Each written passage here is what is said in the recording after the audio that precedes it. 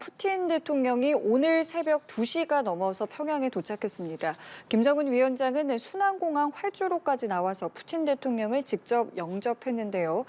두 정상은 서로를 끌어안으면서 친밀한 관계를 과시하기도 했습니다. 네, 24년 만에 북한을 찾은 푸틴 대통령. 오늘 정오의 공식 환영식을 시작으로 김정은 위원장과 정상회담을 한 뒤 공동 문서에 서명할 예정인데요. 푸틴 방북과 관련해서 반길주 고려대 일민국제관계연구원 국제기구센터장과 함께 이야기 나눠보겠습니다. 어서 오십시오. 안녕하세요. 네, 예, 안녕하십니까. 저희가 앞서 영상을 통해서도 본 것처럼 푸틴 대통령이 오늘 새벽에 이제 평양에 도착을 했습니다. 당초에는 어제 저녁쯤에 도착할 거라는 예고들이 계속해서 나왔었는데 오늘 새벽 2시 정도였습니다. 사실 뭐 푸틴 대통령 많은 별명이 있지만 지각대장으로도 또 유명하지 않겠습니까? 일단 두 정상의 만남에 대해서 어떻게 보셨습니까? 북한과 러시아가 지금 국제정치 구도와 한반도 정세 속에서 밀착되는 것은 방향성을 갖고 있지만 지금 이 행사의 어떤 시작 단계에서 보면 양 정상 간의 심리적 삿바싸움이 좀 있다 그렇게 봅니다. 표면적으로는 푸틴이 극동지역 일정 때문에 늦은 것처럼 돼 있지만 외교 일정은 그런 것은 사전에 사실은 다 설계를 할 수가 있는 것이거든요. 그러니까 그런 거를 이제 만들어 놓은 것 자체가 일단 푸틴이 외교 협상에서 늦게 감으로써 상대방이 기다리게 해서 외교적 협상력에서 주도권을 가지려고 하는 게 있거든요. 그래서 과거에 메르켈 총리라든가 뭐 아베 총리 역대 한국 대통령도 비슷한 입장이 있었던 게 있었고 그래서 그런 주도권 측면에서 일부러 지각을 했을 가능성이 매우 높다고 보고요. 그리고 한편으로는 김정은을 대상으로 양자 정상회담을 하긴 하지만 러시아 푸틴과 김정은과는 다르다라는 약간 위상 차이를 좀 가져가려는 그래서 약간 어느 정도 선에서는 길들여기를 하면서 양국이 밀착하는 행보를 보이려는 그런 의도가 있다고 봅니다. 이렇게 됐기 때문에 결국에는 1박 2일 일정이 이제 당일치기 일정이 된 것이고 저희가 앞서 화면으로도 보여드렸습니다마는 이제 새벽 2시가 넘어서 도착을 했고 김정은 위원장이 직접 나와서 이제 포옹하는 장면들도 있었습니다. 이런 어떤 뭐랄까요 두 정상이 이제 만난 그 분위기에 대해서는 좀 어떻게 좀 읽으셨습니까? 분위기 자체는 그 두 정상이 개인적인 친분을 좀 감정적인 측면에서 끌어올리려고 하는 것도 있겠지만. 러시아와 북한을 대상으로 제재를 하고 잘못했음을 규탄하는 세력에 대해서 이 두 국가가 결속을 하고 있다는 메시지를 던지는 측면에서 그 강조하는 측면이 있다고 보고요. 그리고 그런 처음에 그렇게 그 굉장히 친분을 과시함으로써 앞으로 오늘 내놓을 여러 가지 합의안이 유의미한 내용이 될 것이다라는 것을 시사하는 것도 되겠죠. 예. 앞서 뭐 말씀해 주신 것처럼 어쨌든 푸틴 대통령이 지각을 한 데 있어서 좀 초반에 삿바싸움을 하는 분위기도 연출을 했다라고 분석을 해 주셨는데 오늘 공식 일정을 좀 보면 일단 공식 환영 행사가 김일성 광장에서 열립니다. 그리고 공식 회담은 이 금수산 태양궁전에서 진행할 예정인데 사실 김정은 위원장이 좀 선대와 차별화를 위해서 뭐 최근 금수산의 방문 횟수를 줄이고 있다 이런 이야기도 계속해서 일각에서 나오고 있는데 공식 회담 장소로 이 금수산 태양궁전을 선택했다는 거 좀 어떤 의미로 봐야겠습니까? 김정은이 국내적인 메시지하고 국제적인 무대에서 외교적인 활용을 하는 것을 차별화한다고 보거든요. 그러니까 10년이 지나면서 김정은이 역대 그 선친하고는 차별화된 행보를 보인 게 사실이에요. 그래서 그것은 김정은이 이제 독자적으로 수령의 위치에 올라갔다는 메시지를 던지는 게 있는데 국제 무대에서 특히 러시아를 상대로 어떤 것을 얻어내려면 과거 역사 70년 이상의 역사를 강조할 필요가 있는 것이거든요. 그러니까 소련은 1950년에 김정은의 할아버지인 김일성이 남침을 했을 때, 전쟁을 감행했을 때 사실은 후방에서 정치적 지원, 간접적 지원을 해준 국가이고 2000년에는 아버지인 김정일이 푸틴의 방북을 이제 통해서 정상회담을 했잖아요. 그렇게 역사성, 그래서 단순하게 일회성 밀착이 아니라 역사 속에서 있는 밀착이다라는 것을 강조하는 게 있고요.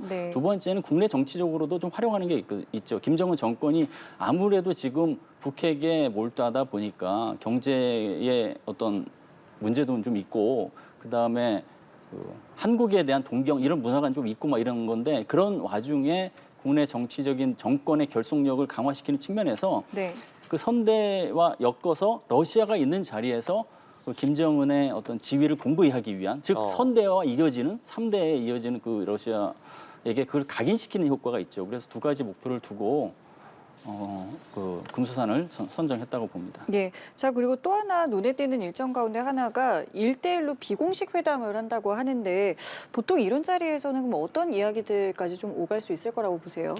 맞습니다. 이번에 그 회담 자체가 크게 두 축인데 제도적인 조치를 하는 거 하나고 지금 협정을 체결하는 게 이제 다 알려진 바와 같이 있고 비공식 회담인데 일탈국가 정상 2명이 만나는 거기 때문에 네. 비공식 회담에서 즉 불법거래 속성이 되게 많습니다. 두 국가의 만남 자체가. 그래서 비공식 그 회담 자리에서 밖으로 꺼내놓지 못할 내용들이 많이 오고 가겠죠. 예를 들면 무기를 어느 수준에서 더 많이 제공해 줄 수 있는지 러시아에 네. 그리고 전략기술 협력을 어느 수준까지 될 수 있는지 자동 개입 조항 자체가 쉽지는 않겠지만 그 유사한 어떤 상호 간의 협력 의지는 어떻게 다질 수 있는지 이런 것들이 이제 나올 수 있기 때문에 네. 비공식 회담이 이제 던지는 그 시사점이 크고요. 다만 이런 내용들이 구두 확약으로 될 가능성이 높고 특정 부분은 이렇게 따로 빼놓고 네. 이걸 후속 논의하자라는 수준의 문서에 남길 수는 있겠죠.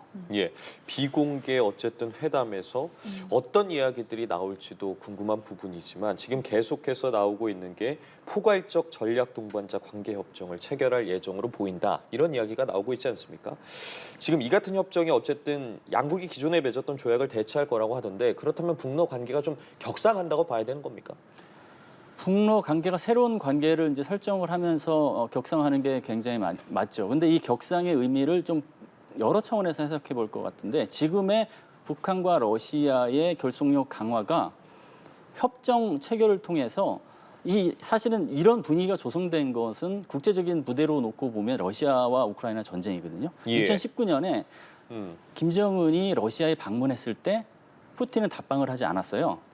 그러니까 그만큼 그때는 이제 전쟁 전이죠. 전쟁 이후에 러시아가 굉장히 급박해졌기 때문에 이런 게 맺었는데 협정을 통해서 러시아와 우크라이나 전쟁 이후에도 예. 이러한 협력을 이어가겠다라는 네. 것을 사실은 담고 있다고 봐야 되고 그다음에 이런 협력을 제도화시킨다. 네. 협정을 통해서.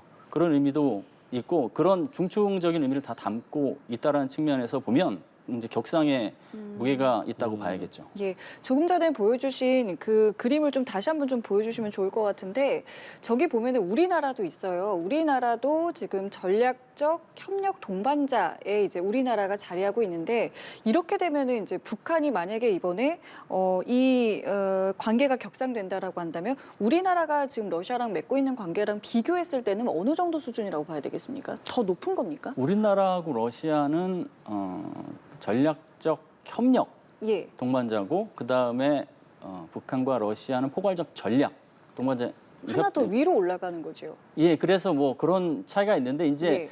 그 문구 자체의 이제 의미를 저는 그렇게 해석을 해야 된다고 합니다. 이게 그 이름에 상응하는 내용이 어느 정도 갖추고 있느냐. 예를 들면 우리나라 같은 경우는 당시에 차관급 뭐 회담, 외교 당국 차관급 회담급 같은 외교나 안보 문제를 좀 다루긴 했지만 대부분 에너지 문제라든가 그다음에 인적 교류가 이제 주안을 두었고 이번에 얘기 나오고 있는 포괄적 전략 협정 같은 경우에는 군사 분야 협력이 사실은 주거든요. 나머지 그 관광지역의 활성화, 그다음에 과학기술 부분에 협력한다. 이것도 사실은 이제 첨단 기술, 전략 기술로 전이될 수 있는 거기 때문에 군사 협력이 이제 크다는 점을 고려한다고 하면 그 내용적인 측면과 지금 분위기 상황에서는 아무래도 북한과 러시아에게 맺고 있는 관계, 새로운 관계 설정이 그거보다는 협력 강도가 높다라고 봐야겠죠.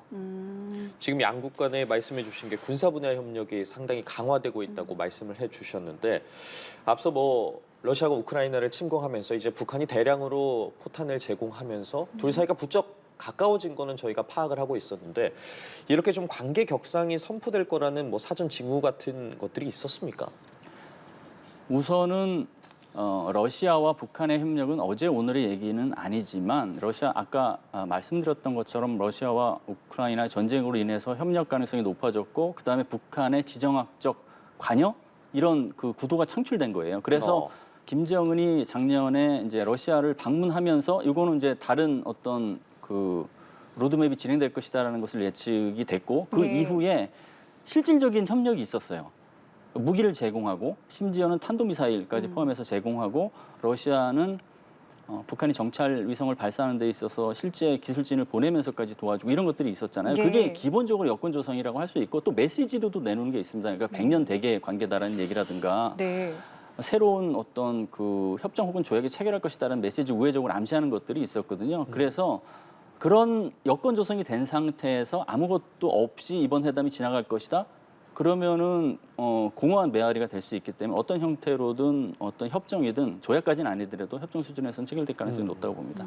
지금의 조약이 2000년에 체결된 예, 거잖아요. 당시에는 어떤 것들이 좀 주요한 내용이었을까요? 2000년에는 그 단순히 얘기하면 친선 조약 같은 거라고 봐야겠죠. 그러니까 관계 설정이 소련이 붕괴되고 모호한 상태에서 된 상태에서 그 관계 설정을 명확히 하기 위해서 해서 결국 뭐 이제 협력, 과학기술 뭐 이런 전반적인 협력을 했는데 거기에 중요한 것은 군사 부분은 빠졌고 네. 더군다나 자동 개입 조항은 이제 빠진 거죠. 그래서 군사 부분을 좀 방점을 두고 포함시키면서 격상을 시킨 것. 그게 이제 당시 2000년하고 2024년 맺을 것으로 예상되는 협정의 차별성이라고 볼 수 있을 것 같습니다. 예, 앞서 표를 통해서도 분석해 주신 것처럼 우리나라와 러시아의 관계 그리고 또 북한과 러시아의 관계에 대해서 비교를 해주셨는데 지금 우리나라 같은 경우에는 미국과 이제 한미 상호 방위 조약을 맺고 있지 않겠습니까? 이 한미 상호 방위 조약과 비교한다면 러시아와 북한의 이번에 맺게 될 협정이라고 해야 될까요? 그런 부분에 대해서는 좀 어떻게 비교해 봐야 될까요? 우선은 이제 비교 수준으로 따질 수 있는 이제 분석 수준 레벨은 안 되는 것 같아요. 왜냐하면 한미 동맹은 70년 이상 제도화된 동맹으로 굉장히 공고하기 때문에 포괄적 전략 동맹 전략 협정 수준에서의 관계와 이제 비교할 수는 없고 기본적으로 이제 그 구성력 자체도 틀려요. 협정과 조약. 한미 동맹 같은 경우에는 문구상의 한미 상호 방위 조약에 자동 개입 조항은 없지만 이계 사단을 주둔시킴으로써 사실은 자동 개입할 수 있는 그 기능적인 상황을 만들어 놓은 것이거든요. 근데 예. 이제 포괄적 전략 협정 같은 경우에는 이제 그렇다기보다 여러 사안에 대해서 다양한 사안에 대해서 협력할 수 있는 관계를 이제 가져가겠다는 측면이니까 그게 차이가 있고요. 좀 더 구체적으로 말씀드리면 처음 군사적인 이제 그 측면에서 방점을 둔다기보다는 군사도 함께 가져가는 그런 측면이 있기 때문에 만약에 한미 상호 방위 조약과 준한 수준의 관계 설정을 원한다면 이것만으로는 안 되고 이게 후속타가 있어야 됩니다. 시즌 2가 있어야 된다고 봐야겠죠. 별도의 조약을 체결해야지 유사한 상황이 될 것이고 별도 조약이 있다 하더라도 한미 상호 방위 조약하고 비교하기는 어려운 게 그게 이제 1, 2년 만으로 동맹이 제도화되는 건 아니거든요. 근데 한미 상호 방위 조약은 70년 이상의 기간을 통해서 제도화됐기 때문에 차이는 굉장히 크다고 봅니다. 그럼 이번에 어떤 새로운 조약이나 협정을 체결하게 되면 지금 말씀하신 이 자동 개입 조항이 뭐 어느 정도 수준으로 좀 담길 것 같으세요? 저는 자동 개입 조항은 명문화돼서 담기지는 않을 거라고 보고요. 왜냐하면 이제 협정으로 그런 것을 하기에는 아무리 이제 독재 국가를 하더라도 독재 국가라 뭐 정상이 바뀌지 않을 가능성 뭐 이런 것 때문에 협정과 조약의 차이가 민주주의 국가보다는 적다 하더라도 협정만으로 그렇게 하는 거는 어렵고 두 번째는 러시아와 북한이 똑같이 동맹의 연루와 그 방기 위험성이 있어요. 그러니까 러시아에서 우크라이나 전쟁이 끝나고 다른 전쟁이 발생했을 때 북한도 자동 개입해야 될 것이냐. 그리고 한국에서 제2 6.25 전쟁이 발생하게 되면 러시아가 자동 개입할 것이냐. 이것은 동맹의 방기와 연루 문제가 발생될 수 있거든요. 그 그렇겠군요. 부담감을 예. 떠안기가 힘들 것이다. 네. 그리고 포괄적 전략협정 자체 문구를 살펴보면 그게 전반적으로 다양한 협력을 한다는 것이지 핀포인트식으로 어떤 걸 딱 집어서 요걸 강화하겠다는 게 아니기 때문에 예, 그런 측면에서 보면 자동 개입 조항이 이제 명문화돼서 나타나기는 힘들고 다만 그런 게 필요하다는 식의 내용을 비공개 회담을 통해서 공감대 형성을 할 수는 있겠죠. 그렇다면 비공개 회담을 통해서 뭐 이면 합의서 등의 좀 서류들도 작성될 수 있다고 보십니까? 저는 이면 합의도 마찬가지로 좀 부담이 될 거라고 보고요. 그게 이제 남는 거기 때문에 예. 다만 하고 싶은 얘기는 다 하되 필요한 부분, 즉 국가가 제도적 조치를 통해서 다져가야 될 부분은 차후 의제로 남겨둘 가능성이 높습니다. 그 차후 의제 자체는 의제 자체에 그 그 문서에는 포함을 시킬 수는 있겠죠. 그런 아. 논의 의제로, 예. 차후 논의 의제로. 그러면 이제 오늘 여러 가지 이제 이야기가 될 논의될 의제들도 굉장히 좀 관심인데 일단은 그 군사 분야에 있어서 기술 이제 러시아가 기술 지원을 어느 정도 수준까지 하겠느냐 이 부분이 이제 상당히 좀 관심인데요. 현실적으로 어떻게 좀 생각을 하세요? 김정은은 위시리스트가 있을 겁니다. 지금 김정은이 천명한 이제 몇 가지 핵심적인 과업들이 있기 때문에 예를 들면 전략 핵잠, 그다음에 ICBM, 그 정찰 위성, 뭐 극초음속 미사일 뭐 이런 것들이 있는데 네. 그 위시리스트는 분명히 있고 그런 것들의 그런 전력 배치를 하고 그다음에 전력화를 하고 작전 배치를 하려면 러시아의 도움이 절실하다는 얘기를 분명히 할 텐데 네. 그것을 일목에 러시아가 들어준다면 대북 레버리지도 뭐 낮아질 수 있고 국제사회의 명분도 약화되기 때문에 단계적으로 할 가능성이 높고 최소 그래도 김정은의 최소한의 체면이라도 살려주기 위해서 그 전략 기술이라고 규정될 수 있는 범주 내에 있는 기초적인 것들 정도는 협력해 주겠다라는 확약은 할 가능성은 있죠. 그런 부분에 있어서 지금 어떤 인물들이 푸틴 대통령과 동행했는지에 대해서도 관심이 쏠리는데 일단 국방장관과 차관이 이제 수행단에 포함이 됐고 그리고 또 구체적으로 조금 더 살펴보면 뭐 연방우주공사 사장, 뭐 철도공사 사장 등도 동행을 했다고 하거든요. 사실 앞서 북한이 군사정찰위성 2호기를 발사에 실패하지 않았습니까? 좀 이런 러시아의 기술이 최신 엔진 기술이 적용됐다는 이야기가 계속 나오고 있는데 그렇다면 그 부분에 대해서 좀 단계적으로 지원을 해줄 거라고 보십니까? 아니면 이번에 좀 확실한 드라마틱한 무언가 결과물을 낼 수 있을 정도까지는 지원해 줄 거라고 보십니까? 러시아가 지원을 해준다면 지원의 우선순위 단계를 어떻게 해야 될지라는 그 목록이 있을 거라고 봐요. 그러니까 수준별로 있는 거예요. 첫 번째는 정찰위성. 정찰위성 같은 경우는 말씀하신 최신 엔진 기술도 포함되고 그 광학 카메라 이런 기술도 포함이 되는 것이죠. 그리고 두 번째는 SLBM. SLBM을 이제 북한이 오랫동안 북극성 1, 3, 5, 6까지 해서 이제 만들어 오고 있는데 지금 작전 배치는 안 된 상태이기 때문에 거기에 협력이 필요한 기술 진전 부분이 있고요. 그리고 세 번째는 ICBM인데 ICBM 같은 경우는 탄도 재진입 기술 같은 경우 그 마지막으로 전략 핵잠을 볼 수 있는데 거기서 이제 1단계 정찰 위성에 대해서는 고강도 수준으로 협력할 가능성이 높다고 봅니다. 알겠습니다. 자, 그리고 이 부분도 좀 여쭤보고 싶은 게요. 푸틴 대통령이 이제 방북하기 전날, 이제 전전날이 되겠네요. 노동신문에 기고문을 실었는데 내용을 이제 요약하자면 새로운 결제 시스템을 만들겠다 이런 이제 취지의 이야기를 했습니다. 이게 왜 이런 것들을 추진하려고 하는 건지도 궁금합니다. 그것도 이제 러시아와 우크라이나 전쟁으로 이제 돌아가야 되는데요. 러시아가 불법적으로 주권 국가인 우크라이나를 무력으로 침공하면서 네. 국제 금융 결제망인 스위프트에서 퇴출됐죠, 사실. 그러면서 루블화가 폭락을 하고 경제적으로 이제 지금 어느 정도 막 회복되는 단계에 갔는데 초기에 그 굉장히 어려움을 겪었습니다. 그래서 스스로 자체 루블화 결제 시스템을 만들었는데 그것은 이제 북한에 이제 포함시키는 기본적인 게 이제 표면적으로는 그 목표가 있겠죠. 근데 그것을 좀 넘어서서 그것뿐 아니라 그런 이야기를 담은 것은 러시아도 서방 세계로부터 제재를 받고 있고 북한은 국제사회 제재, 그다음에 서방 세계 제재, 또 단독 제재 뭐 이런 거 독자적 제재까지 포함해서 다층 제재를 받고 있잖아요. 네. 제재를 받는 국가인데 제재를 받는 국가들이 협력을 해서 그 제재의 어떤 효과를 무력화시킨다.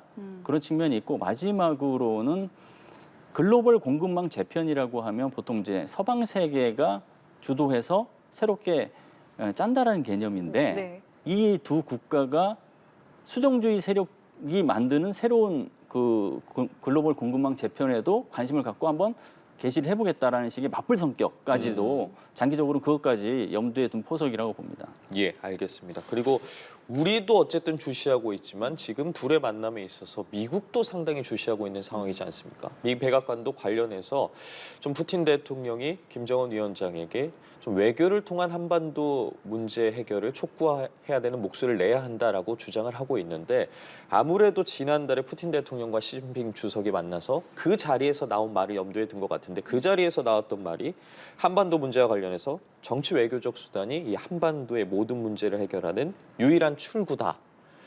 이 부분을 좀 푸틴 대통령이 김정은 위원장에게 언급을 할 거라고 보십니까?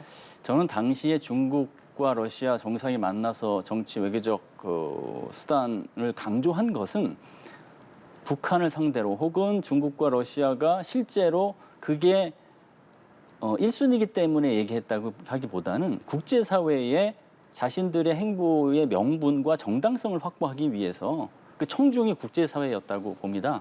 네, 그런 식으로 본다면 북한과 러시아가 이번은 그런 청중을 대상으로 하는 메시지를 내놓는다 하더라도 어느 수준에 내려올지는 약간 미지수인 측면이 있고 그 외교적인 메시지보다는 두 국가 내부의 국익적 메시지 측면에서 방점을 둘 가능성이 높다고 봅니다. 그러면은 메시지 스탠스가 다른다는 얘기고요. 그리고 외교적 정치적 수단 관련해서의 논의가 있다고 한다면 이런 식의 얘기가 나올 것 같아요. 뭐 대미 그 수단 강화를 위해서 정치 외교적 결속력을 높이자. 뭐 이런 식으로 해서 국제사회의 청중이냐 양 국가를 상대로 한 어떤 메시지냐에 따라서 차이가 있는데 후자에 방점을 둘 거라고 봅니다. 센터장님과 오늘 이야기를 쭉 하면서 하나 든 생각이 이 두 국가의 이해관계가 이제 맞아떨어지게 된 결정적인 계기는 이제 우크라이나 전쟁인 거잖아요. 근데 우크라이나 전쟁이라는 게 상수는 또 아닌 거잖아요. 언젠가 이제 끝날 것이고 그렇게 된다면 이제 두 국가의 이해관계가 맞아떨어지지 않는 순간이 올 것이고 그렇게 된다면 지금 맺고 있는 이런 조약이나 이런 것들에 대한 부분들이 좀 사그라들 수 있다라고도 보십니까? 그래서 러시아가 푸틴이 이제 방북을 한 이유도 예. 그런 아까 잠깐 말씀드리겠는데 협정을 통해서 전쟁 이후에도 그런 결속력을 유지하겠다는 의지, 그래서 제도화를 시키겠다는 의지. 그래서 이 협정 이후에 얼마나 후속 조치가 되느냐가 그것을 결정할 변수가 될 것이고요. 그리고 그 변수를 분명히 예. 푸틴도 그렇고 김정은도 그렇고 관리하려고 할 겁니다. 그렇기 때문에 중국하고 다소 소원해진 것 같지만 중국 변수를 완전히 단절시키지는 않을 거예요. 그렇게 느슨해진 지점에서는 다시 중국하고 어떤 결속력을 강화시켜서 러시아가 멀어지지 않도록 하는 근거의 어떤 그 전략 뭐 이런 식으로 해서 협상력을 이어가려고 할 거고 그건 푸틴도 마찬가지일 겁니다. 그래서 푸틴이 중국이 불편해할 만한 이야기를 이번에 한다든가 아니면 러시아가 주도권을 가졌다는 식의 이런 얘기는 이제 불편해할 수 있거든요. 그래서 네. 중국을 굉장히 인식하는 가운데 어떤 메시지를 내놓을 거다 그렇게 봅니다. 예, 알겠습니다. 이제 오늘 북한과 러시아 양국 정상이 오후부터 공식적인 일정들을 본격적으로 진행할 것으로 보이는데 관련 내용 등은 저희도 주시하면서 계속해서 좀 전해드리도록 하겠습니다. 말씀은 여기까지 듣죠. 이 반길주 고려대 일민국제관계연구원 국제기구센터장과 함께했습니다. 말씀 고맙습니다. 감사합니다.